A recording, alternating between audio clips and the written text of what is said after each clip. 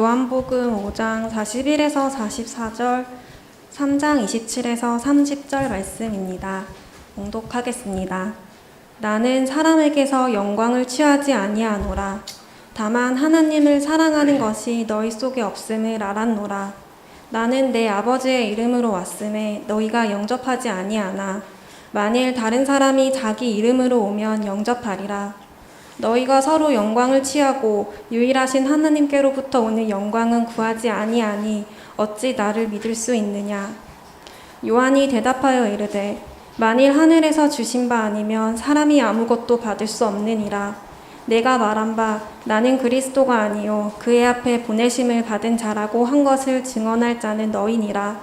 신부를 취하는 자는 신랑이나 서서 신랑의 음성을 듣는 친구가 크게 기뻐하나니 나는 이러한 기쁨으로 충만하였노라. 그는 흥하여야 하겠고 나는 쇠하여야 하리라 하니라. 아멘. 우리는 참된 위대함에 대해 어떠한 정의를 내립니까? 누가 위대한 사람입니까? 성경은 어떤 사람을 위대하며 큰 자라고 말합니까? 하나님과 우리 주 예수님은 어떤 사람을 인정하십니까? 오늘 우리는 세례 요한을 보면서 우리 주 예수 그리스도의 평가를 늘 기억하고 있어야 합니다. 우리 주 예수께서 세례 요한에 대해 평가하셨습니다. 옳다, 내가 너희에게 이르노니 세례 요한은 선지자들보다 더 나은 자니라. 기록된 바 보라, 내가 내 사자를 내 앞에 보내노니 그가 내 길을 내 앞에 준비하리라 하신 것이 이 사람에 대한 말씀이니라. 내가 진실로 너희에게 말하노니 여자가 낳은 자 중에 세례 요한보다 큰 이가 일어남이 없도다. 주 예수님은 세례 요한을 여자가 낳은 자 중에 가장 큰 이라고 하였습니다. 모든 선지자들보다 더 나은 자라고 하였습니다. 세례 요한이 이 세상에 태어날 때도 주 하나님께서는 천사 가브리엘을 통해 요한의 아버지 사가랴에게 말씀하셨습니다. 사가랴야, 무서워하지 말라. 너의 간구함이 들린지라. 네 아내 엘리사벳이 내게 아들을 낳아주리니 그 이름을 요한이라 하라.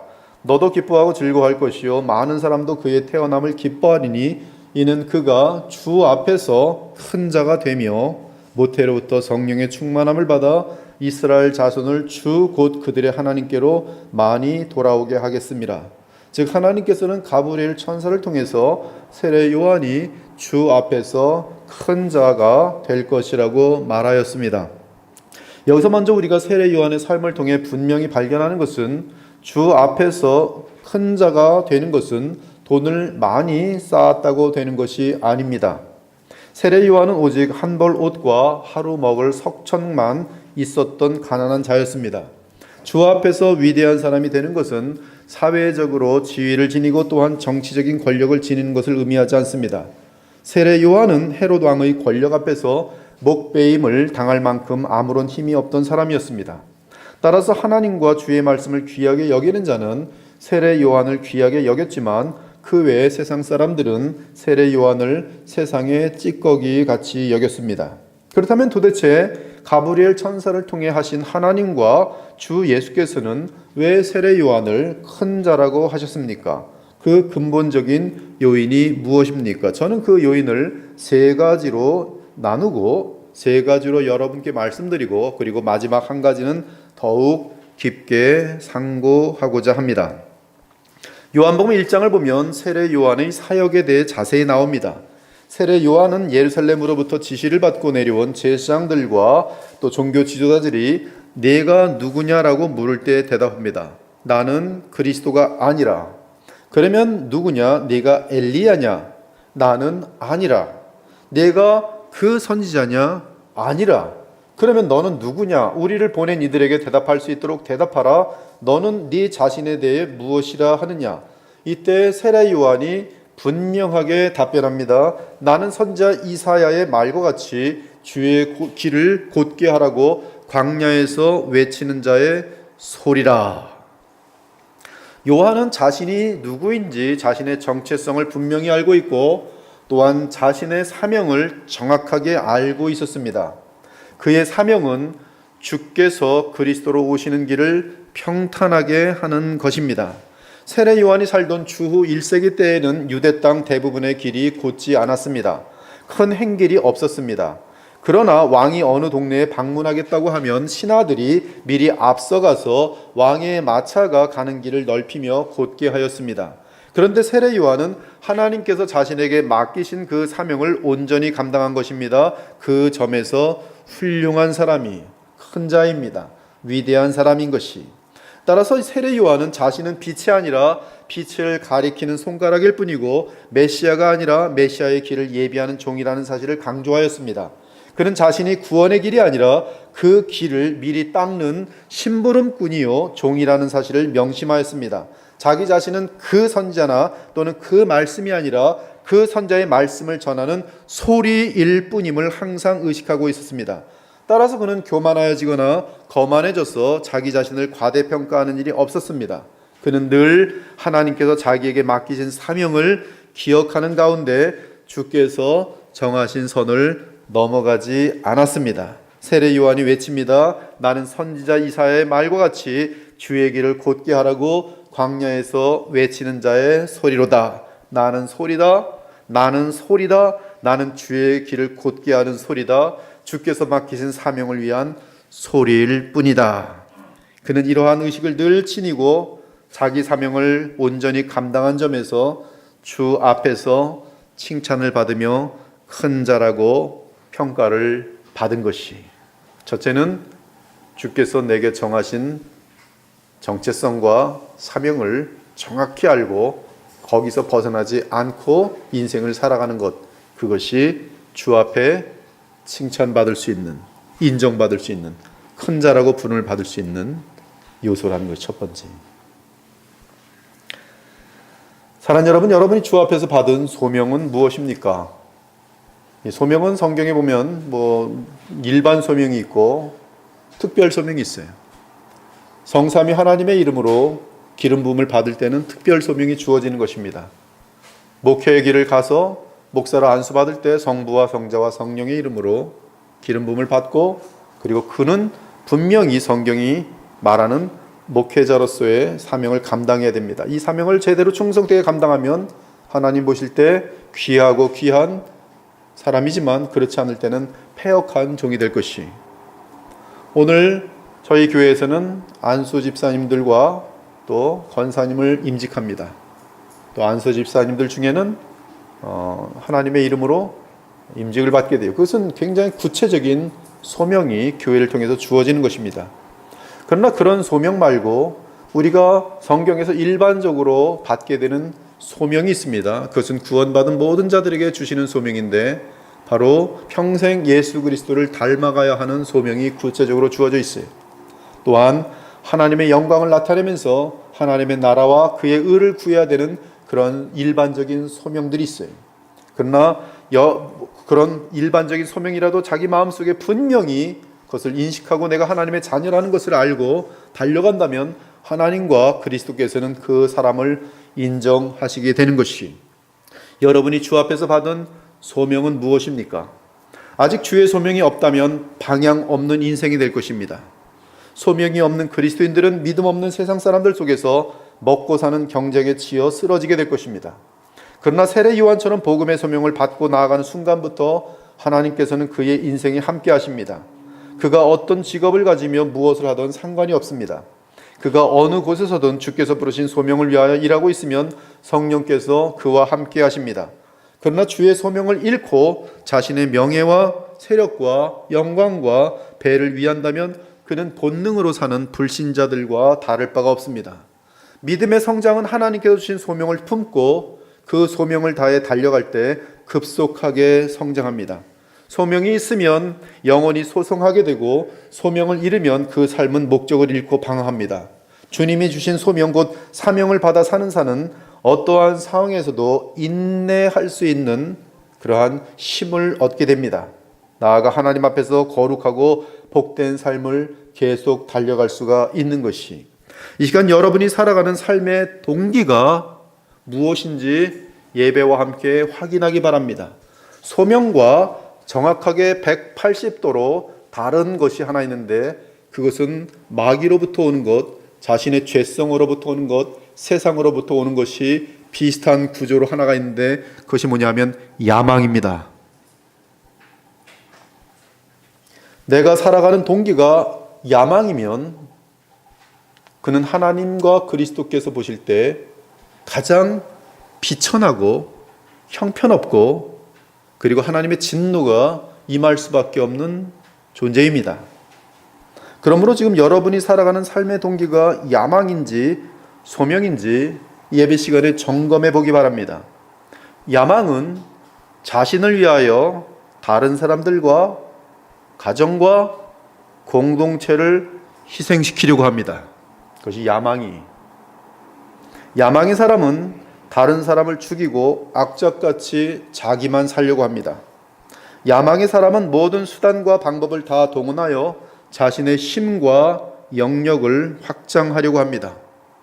야망의 사람은 끝없는 경쟁 심리와 질투가 그들의 마음과 삶을 다스립니다. 하지만 개인의 야망을 지닌 자들은 교만과 함께 패망하게 됩니다. 그 결국은 분명합니다.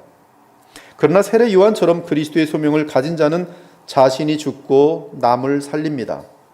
언제나 양보할 수 있으며 그가 지나간 흔적에는 덕이 남습니다.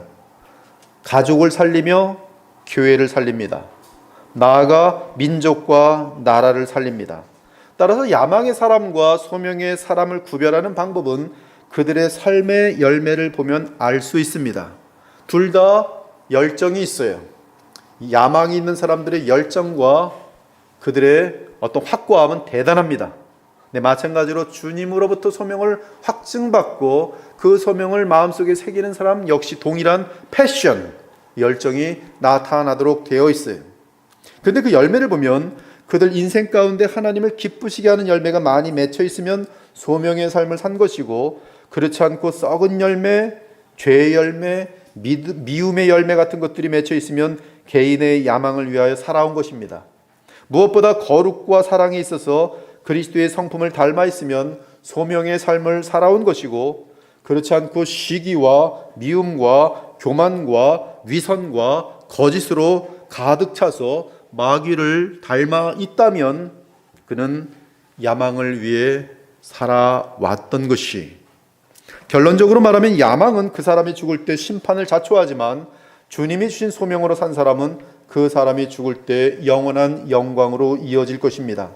아무튼 세례 요한은 하나님께로부터 소명을 받아 그리스도의 오시는 길을 예비하는 소명을 받았습니다. 그리고 그 소명을 잘 감당했습니다. 이에 주께서는 그를 큰 자라 위대한 자라 칭찬하시고 인정하셨던 그것이 첫 번째입니다. 둘째는 하나님과 그리스도께서 왜 세례 요한을 큰 자라고 부르셨는가? 둘째는 세례 요한은 자신에게 주어진 사명을 충분히 감당하기 위해 하나님께로부터 특이한 훈련을 받을 때 그 훈련을 감당했다는 사실입니다.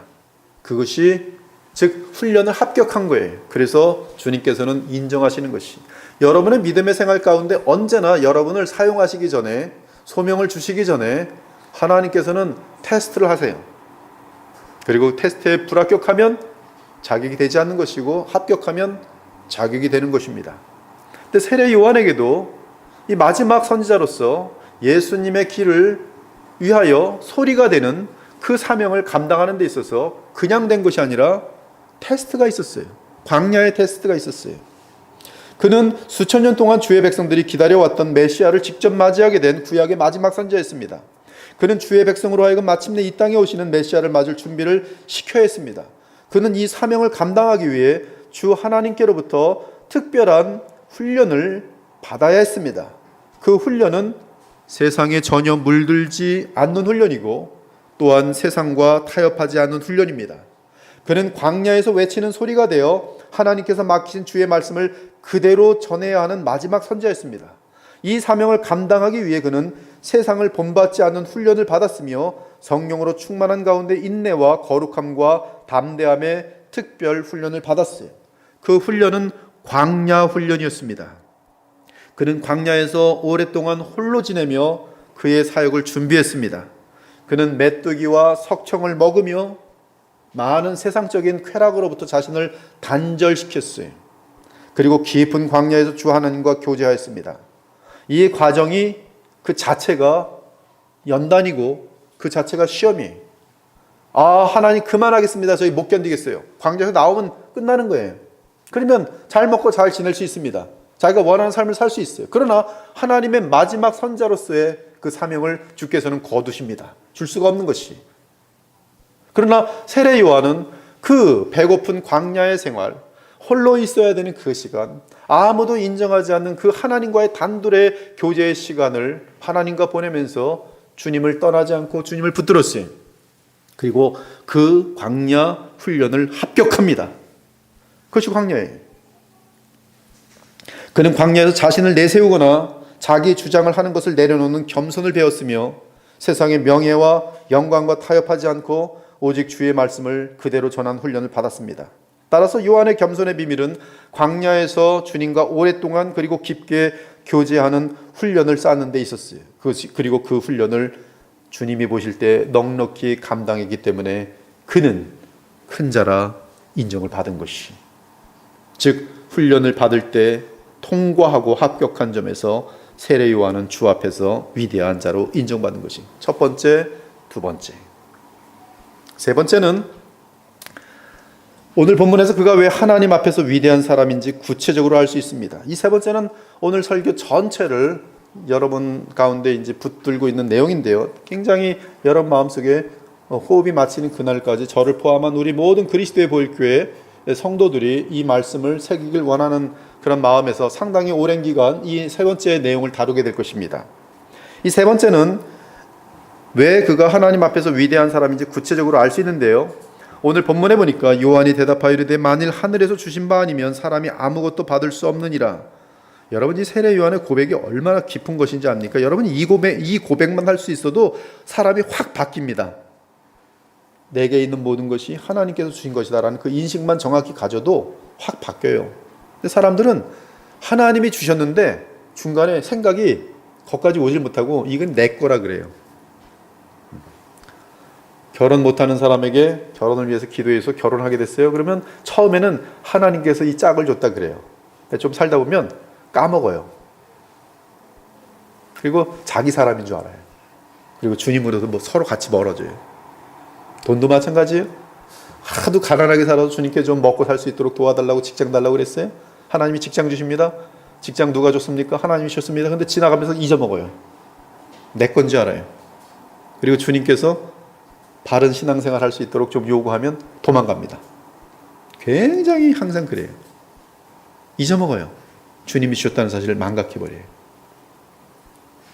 요한이 대답하여 이르되 만일 하늘에서 주신 바 아니면 사람이 아무것도 받을 수 없느니라. 내가 말한 바 나는 그리스도가 아니요 그의 앞에 보내심을 받은 자라고 한 것을 증언할 자는 너희니라. 신부를 취하는 자는 신랑이나 서서 신랑의 음성을 듣는 친구가 크게 기뻐하나니 나는 이러한 기쁨으로 충만하였노라. 그는 흥하여야 하겠고 나는 쇠하여야 하리라. 만일 하늘에서 주신 바 아니면 사람이 아무것도 받을 수 없느니라. 이 고백은 내가 받은 은사, 위치, 사명, 존재 등 모든 것이 하나님께로부터 받은 것으로서 그분의 뜻에 따라서만 사용하겠다는 마음 자세를 나타낸 것이. 여러분의 건강도 마찬가지입니다. 왜 많은 사람들은 병원에 있는데 여러분들은 건강합니까? 생각해 보셔야 돼요. 사실 요한은 그 당시 헤롯 왕의 아성을 견줄 만큼 대단한 인기와 세력을 지니고 있었습니다. 또한 하나님의 백성인 이스라엘 민족 가운데서도 그는 그리스도로 여겨질 만큼 엄청난 신임과 지지를 받던 선지자였습니다. 그러나 요한이 결코 잊지 않은 것은 자신에게 주어진 모든 것은 하나님께로부터 왔다는 사실이, 하나님이 주셨다는 사실이. 이에 그는 그의 사명을 이끄는 깊은 진실한 동기를 고백합니다. 그 동기는 주님은 흥하여야겠고 나는 쇠하여야겠다는 정신. 주님께로부터 받았으니 주님께 영광을 돌리기 위해 나는 살고 나는 단지 주의 도구일 뿐이라는 고백이. 주님은 흥하여야겠고 나는 쇠하여야 하리라. 이 정신은 결코 하나님의 권한과 하나님의 영광을 조금이라도 빼앗지 않겠다는 끊임없는 각오와 결단입니다. 내게 주어진 모든 것은 하나님의 것이니 그분의 영광을 가로채지 않겠다는 결단인 것이, 바로 이 정신이 하나님께서 세례 요한을 위대한 사람으로 큰 자로 여기신 가장 중요한 이유입니다. 오늘 여러분들이 이 마음을 가지고 이 정신을 가지고 남은 인생을 살아가면 예수께서는 여러분의 삶을 아주 훌륭하게 평가하실 것이, 잘했다, 충성된 종아 평가하실 것이, 그리고 그 평가는 영원한 평가가 될 것이, 주는 흥하여야겠고 나는 쇠어야 하리라. 사랑하는 여러분, 여러분의 신분이 어떠하던, 여러분이 광야에 있던 궁궐에 있던, 나아가 나이가 많든 적든 돈이 많든 적든 여러분 마음 깊은 곳에 진심으로 주님은 흥하여야겠고 나는 쇠어야 한다라고 생각하며 살아간다면 여러분은 주 앞에서 큰 자입니다. 여러분은 주 앞에서 위대한 자입니다. 여러분은 하나님이 인정하시는 사람이, 이는 다른 말로 하면 내가 영광을 얻지 않고 오직 주께만 영광을 돌리겠다는 자세를 지니면 그 사람은 하나님 앞에서 위대한 사람인 것이, 주 예수 그리스도는 흥하여야겠고 나는 쇠어야 하리라. 나는 드러나지 말고 그분이 드러나야 하리라. 그분이 받을 영광을 내가 가로채지 말고 오직 그분만이 영광을 받게 하리라. 이에 세례 요한은 모든 사람들이 그리스도를 따르도록 그의 손가락을 언제나 그리스도만을 가리켰던 것이, 누가 주의 참된 종입니까? 설교가 마친 후에 그리스도가 드러나는 종입니까? 아니면 설교자 자신이 청중의 마음속에 깊게 새겨지는 목사겠습니까? 이단 교주들의 설교를 들어보십시오. 이단 교주들의 설교는 결국 말장난과 말의 간교함 속임수를 통해서 결국 설교가 딱 끝나면 설교 들은 사람들이 교주를 우리의 구세주라, 우리의 왕이라, 교주를 하늘같이 높이는 결론을 낳고 있어요. 얼마나 막이 간교한지 아세요? 거기 이단에게 속한 사람들, 뭐 장관들도 있고, 뭐 세계 교수들도 있고, 유명한 사람들 많아요. 그러나 영적인 세계이기 때문에 그들은 다 속습니다. 근데 그 특징이 뭐냐면 자기들을 드러내는 거예요. 목사가 마찬가지예요. 여러분들 목사가 지나가고 났는데, 설교가 마치고 났는데 그 목사가 하루 종일 생각이 나면 그 목사는 사기꾼입니다. 그러나 그 목사가 지나가고 나서 예수님이 내 마음속에 남아있으면 그 목사는 정확하게 주의 종이에요. 누가 주의 참된 신자겠습니까? 내 대신 죄값을 치르기 위해 십자가에서 속량해 주신 주의 은혜가 너무나 감사하여 내 삶과 모든 것을 다 주께 드린 자가 아니겠습니까? 그러나 하나님 앞에 작은 자들은 자기 영광을 구합니다. 자기 이름이 드러나기를 원하며 자기 세력을 쌓고자 합니다. 그 와중에 그들은 어느새 주의 영광을 가리고 흉측한 질투와 미움과 다툼을 만들어냅니다. 따라서 거룩하신 주님께서 보실 때는 이건 완전히 사기꾼들이, 그러므로 책망받을 일밖에 없습니다. 그들 중에는 많은 은사를 가지고 있는 사람도 있습니다. 세상에 권력과 돈과 재능을 가지고 있는 사람도 있습니다. 그들은 교회에서 봉사도 합니다. 그런데 그 동기가 자신의 세력 확장과 자기 영광을 위해서 합니다. 이런 경우 그는 거짓 종이거나 거짓 신자며 혹시 주의 백성이라 할지라도 기저귀를 찬 갓난 아이일 뿐이, 그러나 주께서 주신 모든 것으로 오직 주께만 영광 돌리려 한다면 그가 바로 참종이요 참된 신자이며 세례 요한처럼 성숙하고 위대한 주의 자녀인 것이, 세례 요한이 외칩니다. 나는 너희로 회개하게 하기 위하여 물로 세례를 베풀거니와 내 뒤에 오시는 이는 나보다 능력이 많으시니 나는 그의 신을 들기도 감당하지 못하겠노라.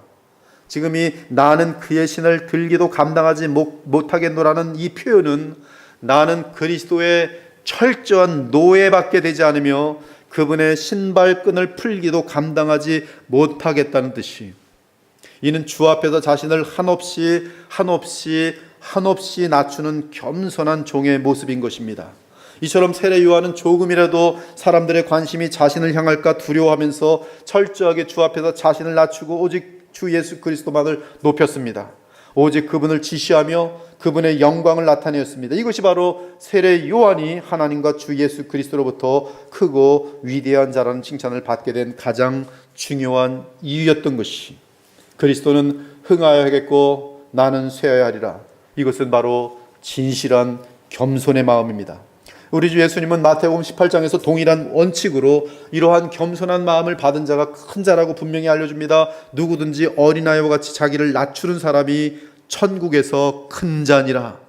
겸손한 자의 삶의 특징도 말씀하십니다. 누구든지 내 이름으로 이러한 어린아이 하나를 영접하면 곧 나를 영접함이라. 왜 어린아이같이 연약한 자까지 섬길 수 있습니까? 그것은 바로 예수님의 영광을 위하기 때문이란 말씀이. 겸손을 훈련받기 바랍니다. 사람을 의지하지 않고 오직 주 하나님만을 인정하고 사랑하며 그분만을 의지하는 훈련을 받기 바랍니다. 그래서 광야에서 훈련받은 세례 요한처럼 온전히 주 예수님과 복음과 그분의 나라를 위해 다른 사람들을 섬기기 바랍니다. 그러면 그 사람은 하나님과 그리스도로부터 큰 자라는 인정을 받게 되는 것이. 사랑하는 여러분, 교회의 사명은 한 가지입니다. 그것은 주 예수 그리스도를 지시하는 손가락이 되는 것이, 이 교회가 행하는 모든 예배와 교제와 교육과 선행과 발전은 오직 주 예수 그리스도를 사람들에게 알리기 위한 것이어야 합니다. 사람들에게 구원 얻는 복음을 알려주고 그들이 그리스도 안에서 온전한 믿음의 분량까지 자라날 수 있도록 늘 그리스도만을 높이는 교회가 되어야 합니다. 교회 내 지도자들은 스스로 자신의 영광을 감추어야 합니다. 그러나 영광의 주께서 그들을 높이시니 자연스럽게 높아질 것이. 여러분, 잠언에 보면 자신을 높이는 자는 어리석은 자예요. 자기 스스로 자기가 지혜롭다고 생각하는 사람들은 어리석은 자보다 더 어리석은 자입니다. 칭찬은 자기가 자기를 하는 것이 아니라 항상 온전한 사람들이 바른 사람들을 볼 때 칭찬하도록 돼 있어요. 그것이 진정한 칭찬입니다. 교회가 하나님이 함께 하시는, 성령이 함께 하시는 거룩한 공동체일 때는 그 거룩한 공동체에 서로 보면서 칭찬이 나오게 돼 있어요. 그 칭찬은 주님이 주시는 칭찬이. 그러나 그런 칭찬을 기다리지 못하고 자기가 스스로 칭찬하는 것은 아무런 가치가 없는 것이, 그것은 어리석음의 표현일 뿐입니다. 이렇게 하나님께서 그들을 칭찬해 줄지라도 주 앞에 위대한 사람들은 끝까지 겸손합니다. 그러면서 늘 예수님의 은혜와 사랑만을 그 인생 가운데 자랑하며 증언할 것이. 주 예수 그리스도의 교회 공동체는 나는 쇠하고 주님은 흥하여야 한다는 정신을 지닌 자들을 통해 하나님의 능력에 의해 보존되고 든든히 서갈 것입니다. 그러므로 여러분의 섬김이 주 예수 그리스도만을 높이는 수고가 되기 바랍니다. 내 텃세, 내 영광, 내 영향력을 위해 봉사하고 수고한다면 그것은 정치지 세례 요한의 자세가 아니. 진짜 정치인들이, 여러분 정치인들은 이 머리가 그쪽으로 많이 발전돼 있어요. 정치인들이 교회 와서 딱 보면 여기 목사부터 장로부터 전부 다 정치만 하고 앉아있네. 딱 보입니다. 자기네들은 세상을 향하여 정치하는데 이들은 교회 조그만 곳에 와서 아주 정치하는데 아주 그냥 우습죠. 우스워. 봉사라는 것 가지고, 교회라는 것 가지고 판만 틀린 것이지, 하나는 세상에서 정치하는 것이고 하나는 거룩한 교회와 들어와서 기도와 말씀으로 정치하고 앉아있다면 누가 더 악한 것이? 이쪽이 훨씬 악한 거예요. 정치하는 사람 많습니다. 많아요. 하나님은 만홀의 여김을 받지 않습니다. 하나님은 우리가 심은 대로 그대로 거두도록 하실 것이. 스스로 속이지 말라. 하나님은 업신여김을 받지 아니하시나니 사람이 무엇으로 심든지 그대로 거두리라. 자기의 육체를 위하여 심는 자는 육체로부터 썩어질 것을 거두고 성령을 위하여 심는 자는 성령으로부터 영생, 영원한 것을 거두리라. 그러므로 하나님이 위대하게 보시는 것은 은사나 재능보다 그들이 그 은사와 재능으로 누구를 높이는지를 보십니다. 즉 진실한 동기가 가장 중요합니다. 자신을 높이기 위한 동기라면 그는 하나님의 영광을 도둑질하는 자니 주 앞에서 작은 자입니다. 그러나 주를 높이기 위한 동기라면 그의 은사가 작고 재능이 부족하고 사회적인 지위가 없더라도 그는 주 앞에서 큰 자인 것이. 예수께서 말씀하셨습니다. 인자가 온 것은 섬김을 받으려 함이 아니라 도리어 섬기려 하고 자기 목숨을 많은 사람의 대성물로 주려 함이니라. 바울 사도가 고백합니다. 우리는 우리를 전파하는 것이 아니라 오직 그리스도 예수의 주 되신 것과 또 예수를 위하여 우리가 너희의 종된 것을 전파함이라. 사랑하는 여러분, 우리 주 예수 그리스도께서는 사람들에게 영광을 취하지 않으셨습니다. 사람들에게 인정을 받거나 사람들에게 인기를 끌기 위해 어떤 행동을 하신 적이 없습니다. 오직 주 예수님은 그분을 보내신 하나님 아버지를 기쁘시게 하기를 원하셨습니다. 예수님의 마음속에는 아버지께 인정받는 것만이 그분의 삶의 모든 동기였어요. 그러나 율법을 가르치며 하나님을 대표한다고 하는 대제사장과 서기관들 그리고 이 바리새인들은 더욱 율법대로 철저하게 살아보는 모습으로 보이는데요. 사람들이 볼 때는 이 바리새인들 너무나 종교적이고 너무나 선해 보이고 너무나 귀해 보일 수 있는 사회 무리들입니다. 그 사람들은 조폭들이 아니에요. 성경 하루 종일 읽고 있고 11조도 내고 착한 일에 힘쓰고 금식도 하고 예배도 한 번도 안 빠지고 그런 사람들이 바로 서기관들, 대제사장 그리고 바리새인들입니다. 그런데 그들 마음 깊은 저 깊은 마음속의 동기가 무엇이냐면 자기 영광이. 이를 잘 아시는 우리 주께서 말씀하십니다. 너희가 서로 영광을 취하고 유일하신 하나님께로부터 오는 영광을 구하지 아니하니 어찌 나를 믿을 수 있느냐. 주님의 이 말씀은 대단히 중요합니다. 우리의 신앙의 동기가 어떤 영광을 구하느냐에 따라 그가 가진 믿음이 참 믿음인지 아닌지 거짓 믿음인지 나뉘어진다는 말씀이, 사람들 앞에서 자기 영광을 구하는 믿음은 거짓 믿음이지만 하나님께로부터 오는 영광을 구하는 믿음은 참 믿음이라는 것이 우리 주 예수님의 말씀입니다. 자기 영광을 구하는 가운데 성경을 읽으며 기도하며 선행을 하며 그 모든 것들은 나를 믿을 수 없는 것이다. 주께서 내리시는 결론은 자신들의 영광을 구하는 자들은 예수님을 믿을 수 없다는 말씀이, 자신들의 영광을 구하는 상태 속에서 그가 나타내는 모든 종교성들은 그리스도를 믿는 믿음과 전혀 무관하다는 말씀입니다. 또한 요한복음 5장 42절을 보니 예수께서는 그들이 자신의 영광을 구하고 하나님의 영광을 구하지 않는 것을 보니 그들 마음속에는 하나님을 사랑함이 없다라고 말씀하십니다.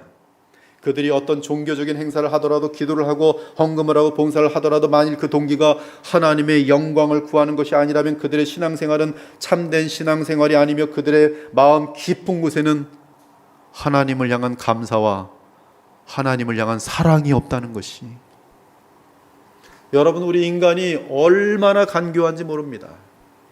조금만 깨어있지 않아도 우리 인간은 순식간에 자기 영광을 구하게 돼 있어요. 근데 그 구하는 것이 세상적인 것에서 구하는 것이 아니라 놀랍게도 신앙적인 면에서도 자기 영광을 구한다는 사실이 무섭습니다. 얼마나 간교한 것이. 나의 마음을 비우게 하고 예수님을 닮도록 하는 것이 신앙인데 오히려 그 신앙의 길을 가지고 반대의 효력을 나타내려고 하는 것이, 자기 영광을 거기서 구하는 것이 얼마나 무서워, 얼마나 간교해. 그것이 우리 마음이에요.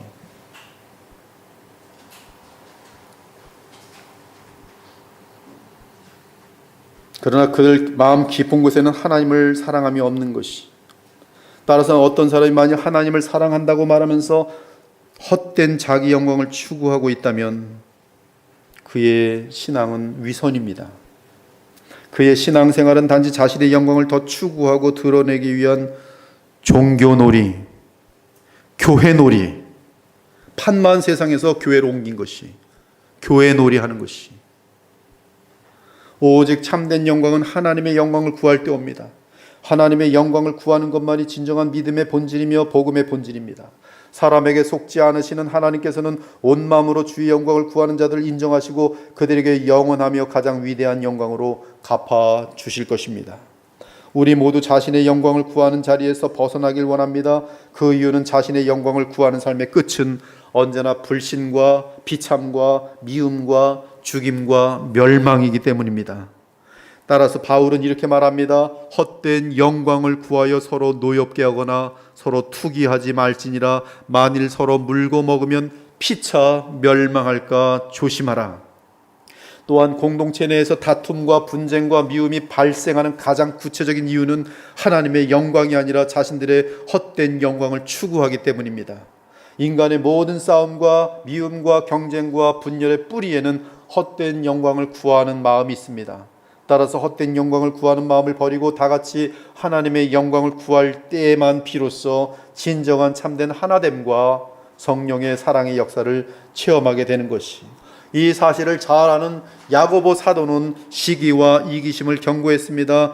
그러나 너희 마음속에 독한 시기와 이기심이 있으면 자랑하지 말라. 진리를 거슬러 말하지 말라. 거짓말하지 말라. 이러한 지혜는 위로부터 내려온 것이 아니요 땅의 것이요 정욕의 것이요 마귀의 것이니 시기와 이기심이 있는 곳에는 혼란과 모든 악한 일이 있음이라.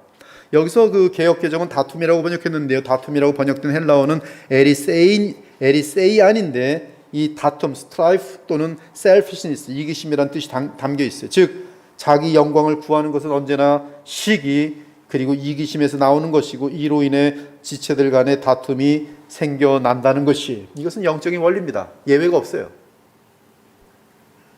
그래서 시기가 있는 곳에는 다툼이 있고, 자기 걸 먼저 챙기는, 자기 영광을 구하는 이기적인 존재들이 있는 곳에는 반드시 다툼이 있어. 잠잠할 수가 없습니다. 그러므로 교회가 공동체적으로 헛된 영광을 추구할 때 그런 교회는 신속히 부패하게 됩니다.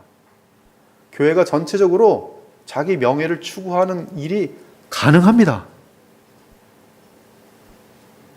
목사부터 양들은 주님의 양들이 아니라 나의 영광을 위한 희생물로 보는 목사들 많아요. 자기 영광 드러내기 위한 그냥 도구일 뿐입니다. 근데 그런 목사를 또 잘들 쫓아가요. 왜? 유명세 때문에. 오늘 예수께서도 말씀하세요. 참정이 왔을 때는 거부하지 않고 자기 이름, 즉 자기 영광을 드러내는 사람들이 오면 너희가 반갑게 맞이하는도다.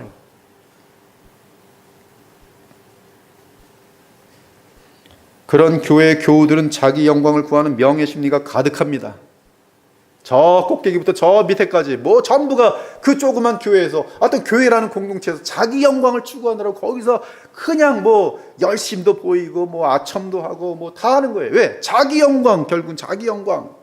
거기서 한번 자리 잡아보겠다는 것이죠. 세상에서 얻을 수 없는 영광을 교회 안에서 얻어보겠다는 것이죠.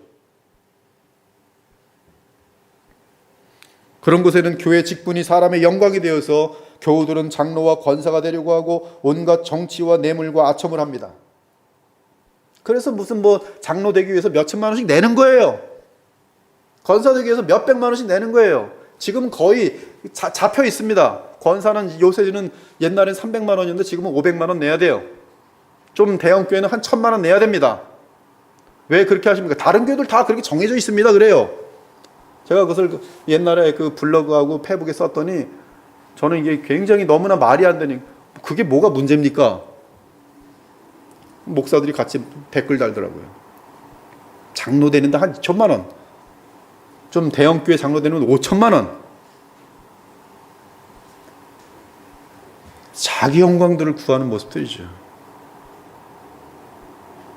이로 인하여 교회에서 하나님의 영광 대신에 사람의 영광이 드러나고, 그런 교회는 서서히 세상 불신자들의 모임과 다를 바가 없게 되는 것이, 야고보서 2장을 보면 타락한 교회의 모습이 잘 나와 있습니다. 어떤 사람이 금가락지를 끼고 아름다운 옷을 입고 오면 어서 오세요, 여기 좋은 자리에 앉으소서라고 하고, 누추운 옷을 입은 사람이 오면 여기 섰든지 내 발등상에 있든지, 그렇지 않으면 꺼져라라고 말합니다. 이런 모습은 헛된 영광을 구하는 타락한 교회의 전형적인 모습이, 이러한 교회를 보며 야고보는 다음과 같은 결론을 내립니다. 만일 너희가 세상적으로 사람을 차별하여 대하면 죄를 짓는 것이니 율법이 너희를 범법자로 정죄하리라. 우리 예수께서 말씀하셨어요. 누구든지 자기를 높이는 자는 낮아지고 누구든지 자기를 낮추는 자는 높아지리라. 누가 높이시는 거예요? 하나님께서 높이시겠다는 말씀이. 서로 마음을 같이하며 높은 데 마음을 두지 말고 도리어 낮은 데 처하며 스스로 지혜 있는 채 하지 말라. 그러므로 예수께서 말씀하셨습니다. 사람에게 보이려고 그들 앞에서 너희 의를 행하지 않도록 주의하라. 구제할 때 외식하는 자가 사람에게 영광을 받으려고 회당과 거리에 사는 것 같이 너희 앞에 나팔을 불지 말라. 기도할 때 외식하는 자와 같이 사람에게 영광을 받으려고 하지 말라. 그들은 사람에게 보이려고 회당과 큰 거리 어귀에 서서 기도하기를 좋아하느니라. 금식할 때 너희는 외식하는 자들과 같이 슬픈 기색을 보이지 말라. 슬퍼하는 척하는 것이죠. 사람들이 안 보이면 아 좋다 보는, 외식 중에 외식이 그냥 몸에 배어 있는 것이, 그들이 금식하는 것을 사람에게 보이려고 얼굴을 흉하게 하느니라. 왜 사람에게 보이려고? 저 사람 금식하네 칭찬받으려고. 금식하는 거 보니까 영적인 사람인가 영광을 얻으려고. 가짜 종들은 무슨 금욕주의 같은 거 나타내면서 니들 이만큼 못하지. 그런 것으로 자신의 그 어떤 권위를 세우는 사람들이 많아요. 섬기는 것이 아니라 그들이 쫓아올 수 없는 일들 하나 이뤄놓고 난 40일 금식 기도했어. 그거 어떻게 하지? 꼼짝 마. 내 밑에서 꼼짝들 마. 이제부터 내 명령 들어. 그런 식이 섬기는 게 아니에요. 화 있을진저 외식하는 서기관들과 바리새인들이야. 너희 상은 이미 너희가 받았느니라. 내가 너희를 도무지 알지 못하니 불법을 행하는 자들아 내게서 떠나가라.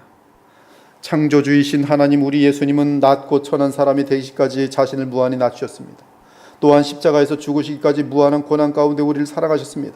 자신을 버리시고 우리를 구원하신 우리 주 예수 그리스도를 따르는 것이 신앙생활일진데 우리의 신앙생활의 가장 중요한 마음 자세는 우리 자신의 영광이 아닌 오직 하나님의 영광을 구하는 마음이. 로마서 2장 28절과 29절을 보면 거듭난 사람의 가장 중요한 특징을 언급하고 있습니다. 무릇 표면적 유대인이 유대인이 아니요 표면적 육신의 할례가 아니니 오직 이면적 유대인이 유대인이며 할례는 마음에 알지니 영에 있고 율법 조문에 있지 아니한 것이라. 그 칭찬이 사람에게서가 아니요 다만 하나님에게서니라. 이 구절은 종교적인 어떤 행위를 한다고 하여 그가 구원받은 자가 아니라 성령으로 그 마음이 변화된 자, 즉 마음에 할례 받은 자가 진짜 구원받은 하나님의 백성이란 말씀이. 그런데 마음에 할례 받은 사람의 가장 큰 특징은 사람의 칭찬을 구하는 삶이 아니요 오직 하나님의 칭찬을 구하는 삶이라는 것이. 하나님이 나의 삶을 평가할 것을 항상 마음속에 두시고 그분의 평가만이 영원한 평가라는 것을 알고 그분의 평가 앞에서 살아간다는 말씀이, 그것이 거듭난 사람의 삶을 살아가는 항상 마음속에 있는 기준인 것이. 즉 여러분들이 주의 앞에 섰을 때, 우리 주 예수 그리스도 앞에 섰을 때 그분이 나의 평생의 삶을 어떻게 평가할 것인지가 내게 가장 소중한 나의 인생에 대한 평가라는 말씀이에요. 즉 구원받은 사람은 언제나 하나님을 인격적으로 의식하는 가운데 자신의 모든 생각과 행위의 동기가 오직 하나님께 인정받으려는 것이 된다는 말씀이. 아직도 우리에게 헛된 영광을 구하는 마음이 있다면 오늘 예리하게 찔림을 받을 때 회개하시면 돼요. 그리고 나의 영광을 구하는 간교한 마음이 일어날 때마다 들통나게 하시고 보여주셔서 그 길로 가지 않고 주는 흥하시고 저는 쇠하는 길로 갈 수 있도록 도와달라고 기도하시기 바랍니다. 그래야지만이 하나님께서 그를 존귀히 여기시는 영원한 영광을 얻을 수가 있는 것이. 천국을 소망하고 사는 사람들인데 어찌 땅에 속한 썩을 헛된 명예와 영광을 구해야 하겠습니까? 예수님의 탄식 소리를 들어보기 바랍니다. 너희가 서로 영광을 취하고 유일하신 하나님께로부터 오는 영광은 구하지 아니하니 어찌 나를 믿을 수 있느냐? 너희들은 사람의 영광을 더 사랑하였노라. 바울은 갈라디아서에서 그리스도인이 누구인지 정의를 내렸습니다. 그리스도 예수의 사람들은 육체와 함께 그 정욕과 탐심을 십자가에 못 박았느니라. 그러므로 우리가 그리스도인이라면 반드시 우리 마음속에 있는 헛된 영광을 구하는 정욕과 탐심을 십자가에 못 박아야 합니다. 그래야 우리는 참된 그리스도인이며 이러한 진정한 그리스도인의 삶을 통해 하나님의 영광이, 그리스도의 영광이 온 세상에 나타나게 되는 것이. 사랑하는 여러분, 왜 기도하십니까? 혹시 헛된 영광을 구하는 마음을 더 채우기 위해 기도하는 건 아니겠어요? 주님, 이 정도의 영광 가지고는 전 만족하지 못합니다. 더 큰 영광, 더 큰 영광, 저로 이 사회에서 머리가 되게 할지언정, 세상에서 제일 부자가 되게 할지언정 주시옵소서, 주시옵소서. 자신의 야망을 이루는 그 도구로서 밤새 기도하고 절야기도 하고 비나이다 비나이다. 신령님 그 이름 대신에 하나님만 둔 거예요. 하나님께 비나이다. 주시옵소서, 주시옵소서. 내 야망을 이루어 주시옵소서. 그것을 위해 기도하는 그 기도가 있는 것은 아니에요. 헛된 영광을 구하기 위해서. 저 아이들은 하나님을 모르니까 자기 스스로 열심히 공부해서 수학 점수 100점 맞으려고 하지만, 주여 너는 주님을 믿사오니 100점 맞게 하시옵소서. 공부 하나더라도 약삭 빠르고 간교한 마음을 채워주기 위한 기도를 드리는 것 아닙니까 혹시? 그렇다면 정욕과 탐심을 십자가에 못 박은 그리스도인과는 모순된 행동을 하고 있는 것이. 기도는 헛된 영광을 추구하는 마음을 죽이고 하나님의 영광을 추구하는 그리스도의 마음을 갖기 위하여 자기 자신과 싸우는 것이 기도예요. 헛된 영광을 구하는 그 우리 마음속 깊은 뿌리의 마음을 십자가에 못 박기 위하여 눈물을 흘리며 애통하는 것이 기도란 말씀이. 그래서 우리 마음이 오직 하나님의 영광만을 구하는 마음이 될 때야 참된 하늘의 안식과 자유와 평강을 누리면서 누구든지 얼마든지 섬길 수 있는 주의 종이 될 수가 있는 것이. 사랑하는 여러분, 우리의 인생은 결국 두 영광 가운데 속하게 됩니다. 그리고 매 순간마다 두 영광 가운데 선택하며 살아갑니다. 하나님의 영광을 구하는 자들은 진실한 삶이 될 것이지만 사람의 영광을 구하는 자는 놀랍게도 거짓의 삶을 살게 되고 위선자의 삶을 살게 되고 마침내 썩을 열매를 거두게 될 것입니다. 사람의 영광을 구하는 자는 결국 헛된 영광을 얻고는 영원한 부끄러움에 처하게 될 것이지만 하나님께로부터 오는 칭찬을 구하는 자는 영원한 영광을 얻게 될 것이. 따라서 바울은 이렇게 말씀합니다. 특히 주의 이름으로 기름 부음을 받은 모든 종들은, 임직을 받는 분들은 바울의 이 선포를 마음 깊숙한 곳에 새기셔야 합니다. 이제 내가 사람들에게 좋게 하랴, 하나님께 좋게 하랴, 사람들에게 기쁨을 구하랴. 내가 지금까지 사람들의 기쁨을 구하였다면 그리스도의 종이 아니니라. 여러분 앞에 서 있는 저 역시 마찬가지입니다. 제가 여러분으로부터 영광을 얻기 위해 이 자리에 서 있다면 바른 설교 못해요.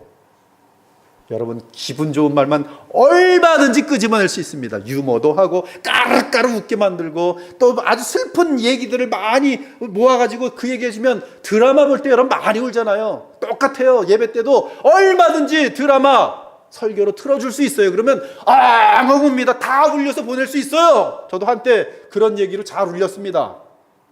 얼마나 그것이 간교한 것인지 알게 되고 다시는 그러지 않아요. 그러면 사람들은 눈물을 흘리고 돌아가면서 그게 은혜 받은 줄 알아요. 그러나 하나도 바뀌지 않습니다.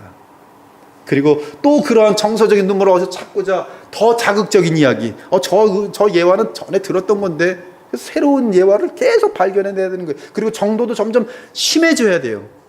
똑같은 얘기로는 눈물이 양이 점점 메말라 가거든요. 이들은 나중에 갈급하니까 비행기를 타고 다니면서 자기를 울려줄 수 있고 자기의 그 어떤 그런 것들을 만족시킬 수 있는 사람을 찾게 되는데, 그들은 사람의 영광을 만족시키는데 전문가들입니다. 거기에 사람들이 구름대처럼 몰려요.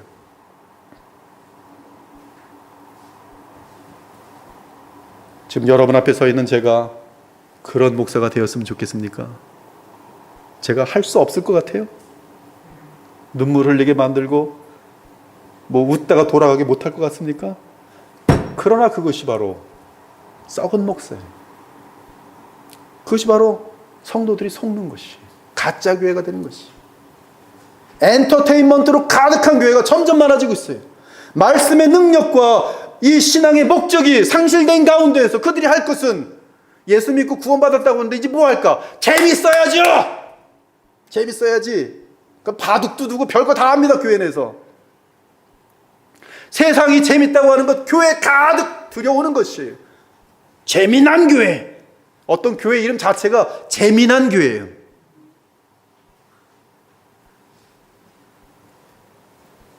내가 지금까지 사람들의 인정과 칭찬을 구하였다면 그리스도의 종이 아니니라.